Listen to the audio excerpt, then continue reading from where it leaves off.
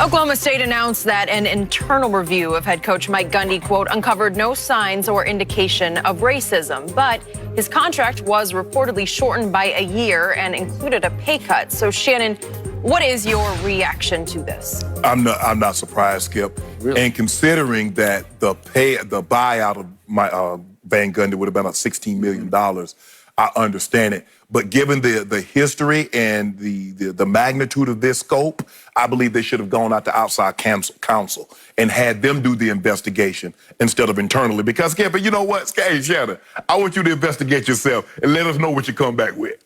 What you think I'm gonna come back with? Yeah, you know, I've been doing that for about 5-6 years. You know, no, of course not, Skip.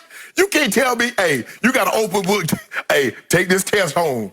If I take the test home, what I'm gonna do, Skip? So this is that's the problem that you have, and people look at it like, hold on, you did an internal investigation of yourself, and we expected you to find that, oh yeah, you were wrong on a number of issues. Nobody gonna believe that you're gonna come back with anything that you deem that you did anything wrong. Oh yeah, there's some things he can work better with with the players on his team, but you know, that's something that, you know, he can build on that. No, Skip, when you look at these issues and people try to make it about the T-shirt, it's not about the T-shirt. It's an accumulation of things that Mike Van Gundy has said and done over the course of Mike Gundy. Mike Gundy has said over his tenure as the head coach of Oklahoma State. Now, I've talked to some people that knows him, that's been around him, and for lack of a better word, he's a prick. He's arrogant. And that doesn't necessarily mean that he's racist. And I'm not here to call him that, but he does some things. Although you were the first to report. Go ahead. Oh, but him using the N-word to Alfred Williams. Now, I did during a game in 1989. He used the N-word to. He was the quarterback at Oklahoma State, and they were getting their butts kicked at Colorado. And that was the first time they had beat Oklahoma State. Colorado had beaten Oklahoma State, and I think in a very long time. Right. So he got frustrated, and he uttered that word according to Alfred and it was McGee and a lot of Mike. I think Mike Jones was another guy that was on. And so, like 20 of his teammates actually heard him say it. Mike Van Gundy denied it, obviously. Skip, if you remember, Alfred Williams' position coach, Bob Simmons, got the head coaching job at Oklahoma State. And when he got there, he demoted him. Good point. So I'd forgotten about it. I'm not saying that was the reason why, but I'm saying that's what happened. So, Skip, for me, there are so many things that's going on. I mean, he's been echoing, he's calling it the Chinese virus. He said, we need to get these students back on campus. We got to keep that money flowing through Oklahoma, Skip. You know? Forget the help. We don't worry about that. Skip, and then it's hard for me to believe that a coach don't know the players on his team's name. Now, sometimes, you know, I get it, you know, old school coaches, they try. But for this, and he referred to them as jersey numbers, and then one guy had, you know, passed out, had to be revived. And he started practice right back up, so, you know, and guys were genuinely concerned about what's transpiring. Skip, I just think the thing is, just put all the cards on the table, let an outside, and that's what normally corporations do.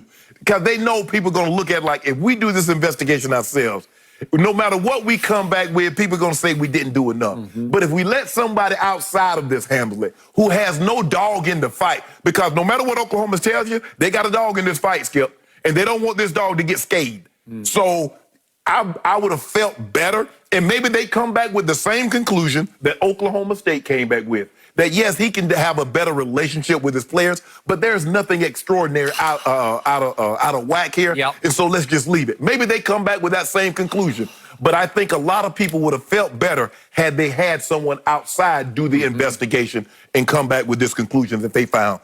But it's interesting to see moving forward how the black players feel about Mike Gundy, because a lot of this stuff has become public that maybe weren't public. Because a lot of these guys weren't even born in '89. I can assure you that. They weren't even born in '90, Skip. So you got to come back and come 2000 before a lot of these kids knowing what's going on.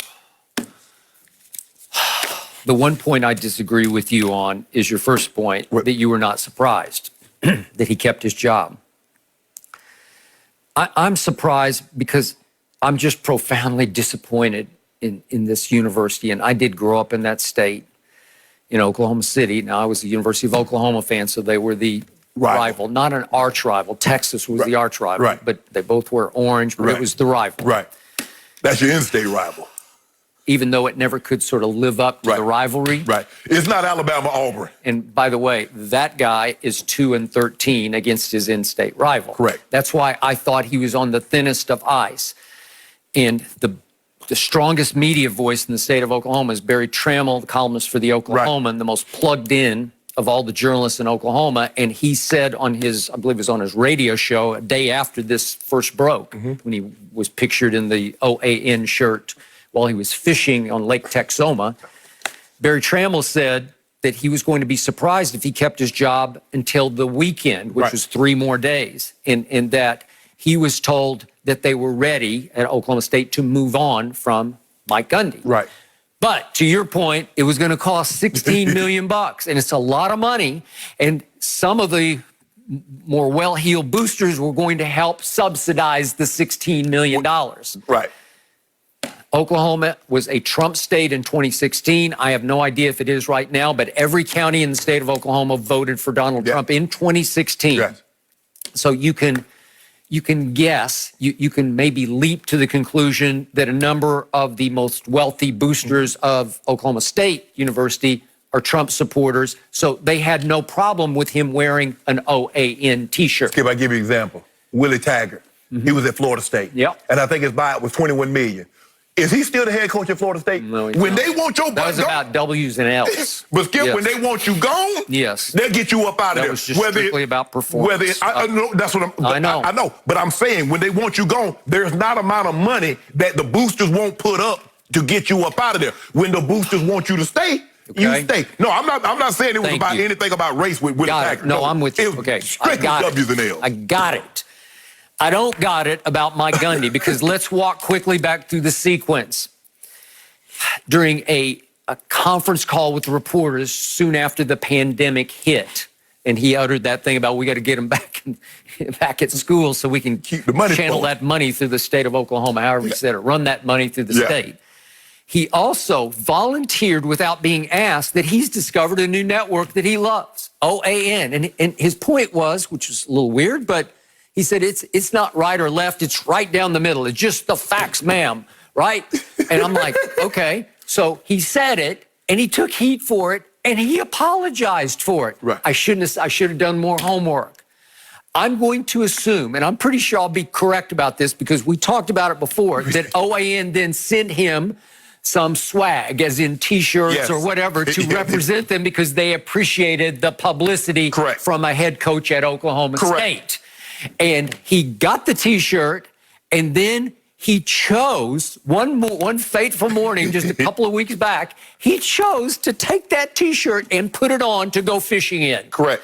What would that tell you? That he's co-signing, right? Absolutely. He's proud to wear. I'm sorry. I don't think you just throw... If you're that head coach in the public eye, and then you stand up and pose for a picture with your haul of fish that you caught at Lake Texoma, knowing that the guy with you is a reporter for CBS, and he's going to post... there's a chance he's going to post it on his social media. As being the head coach of Oklahoma State, how many Oklahoma State T-shirts do you think Mike Gundy owns? 1,000.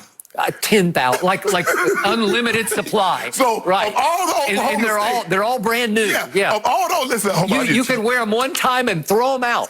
I need a T-shirt. I need a T-shirt. Not this one. Not this one. Not the cowboy. No, that one. OAN. I'm going to wear that to go fishing. What does that tell you? Yes. Okay. So I told you I didn't know enough about OAN. So before we did the topic a couple of weeks ago, I'm on YouTube trying to find some video of what does it look like? Right. And I run across a female commentator talking about Black Lives Matter, and she calls it a farce. Yes. Okay, that's all I need to know because it is obviously pro-Trump, far right. But Black Lives Matter is a farce? Right. Okay, then he had worn that T-shirt. And Chuba Hubbard, let me remind everyone, if they don't know this, he was the Big 12 Offensive Player of the Year, the leading rusher in all the country in college football, could have left after last year and gone into the draft, and I'm pretty sure he would have at least been a second-round pick, if not a late first-round pick. But he chose to go back to school. And then you know what he chose to say immediately on Twitter? I will not stand for this. Right. And he concluded that I will not be doing anything for Oklahoma State until they change. Well, I'm thinking, go Chuba, go. Yeah. Way to go. And it's this time. This time is right. This is the time for you to take this stand and your teammates to lock arms with you and take a stand against that man wearing that T-shirt. Right. What happened a day later? We see a video that gets made in the halls of Oklahoma State Athletic Department. I don't know, in their media hall, right? And it's Chuba apologizing to Coach Gundy. Right. I should have come to you with this instead of taking it first to social media. He apologized, not Mike Gundy apologized. Right. And Mike's saying, we're good. You know, everything's good now.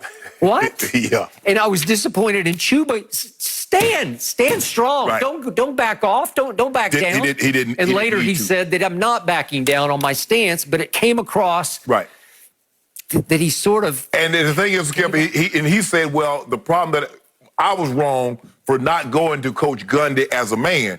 Well, Coach Gundy didn't come to you as a player and says, I'm going to wear this T-shirt that's going to be highly offensive, knowing what that network represents. And a lot of times at President Trump's briefings, when he addressed